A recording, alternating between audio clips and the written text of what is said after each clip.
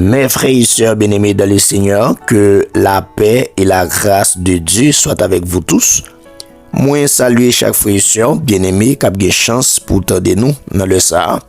Que bon Dieu continue faire provision pour la vie au nom de Jésus-Christ de Nazareth. Amen. L'important, mes frères et sœurs, pour nous souligner les 7 dernières paroles de Jésus-Christ à la croix. Donc, parole ça yo, qui gagne un sens très significatif pour la vie pas, et pour la vie pas non toutes. Mais avant tout, on nous rappelle aux 7 dernières paroles ça yo, ou même qui gagne Bible, ou capable ouvrir avec moi, si toutefois que vous pas gagné tout, capable et suivre sous texte qui a passé sur l'écran. Donc, c'est que bon Dieu lui-même, il pas manqué pas béni. Première parole, c'est Luc chapitre 23, le verset 34, il dit « Père, pardonne-leur, car ils ne savent ce qu'ils font. » Deuxième parole, Luc 23, verset 43, « Je te le dis, en vérité, aujourd'hui, tu seras avec moi dans le paradis. » Troisième parole, Jean 19, verset 26 à 27, « Jésus, voyant sa mère, et auprès d'elle, le disciple qu'il aimait. Il dit à sa mère, « Femme, voici ton fils. » Puis il dit au disciple, « Voici ta mère. » Quatrième parole, Matthieu 27, verset 46. « Mon Dieu, pourquoi m'as-tu abandonné? » Cinquième parole, Jean 19, verset 28. J'ai soif. Sixième parole. Jean 19, verset 30. Tout est accompli. Et septième parole. Luc 23, verset 46. Père, je remets mon esprit entre tes mains. Yon nan bagay ou besoin connaître mes frères et sœurs.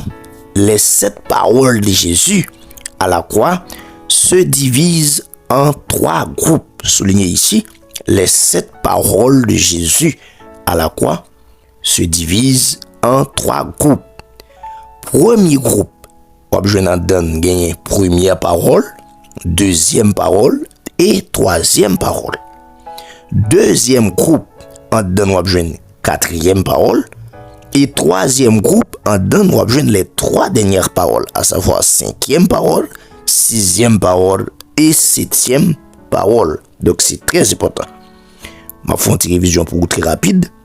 Les 7 dernières paroles de Jésus à la croix se divisent en 3 groupes. Premier groupe, en donne nous avons première parole, deuxième parole, troisième parole.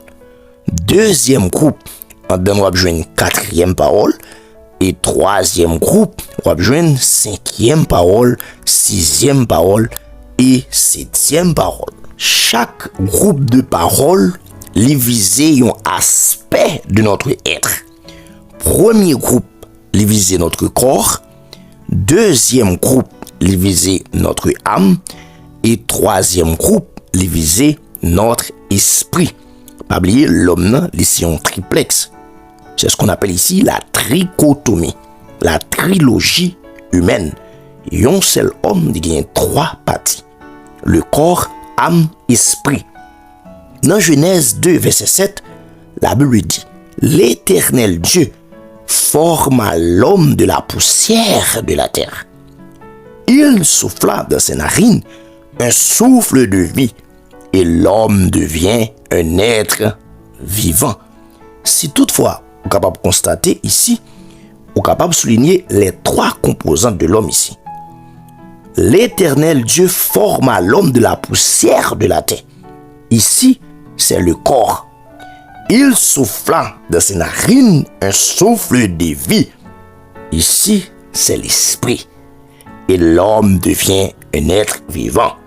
Ici, c'est notre âme. Donc, c'est très, très important. Le corps lui fait allusion avec le monde physique, autrement dit le cosmos. L'âme lui fait allusion avec le monde psychologique. Et l'esprit il fait allusion avec le monde spirituel. Donc c'est très très important.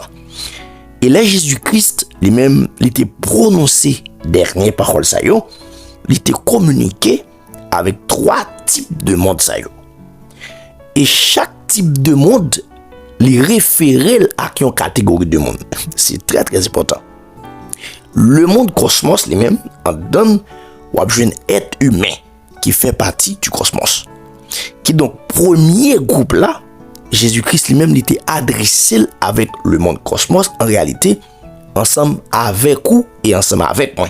Laisse à Jésus-Christ lui-même il était visé intérêt pam et puis intérêt pao. Et le monde psychologique laisse à Jésus-Christ lui-même l'état parler à propre tête pâle parce que depuis psychologique ou psyché ouais la personnalité le moi laisse à Jésus-Christ est adressé pour situation pâle personnellement. Ça c'est le monde psychologique, le psyché, la personnalité. Donc c'est très très important. Et le monde spirituel, le Jésus-Christ est adressé avec monde ça, et bien il t'a parlé directement avec bon Dieu. Qui donc quoi pour le premier groupe de paroles là, il fait allusion avec le monde physique, autrement dit le cosmos humain. Jésus-Christ a parlé ensemble avec vous, ensemble avec moi.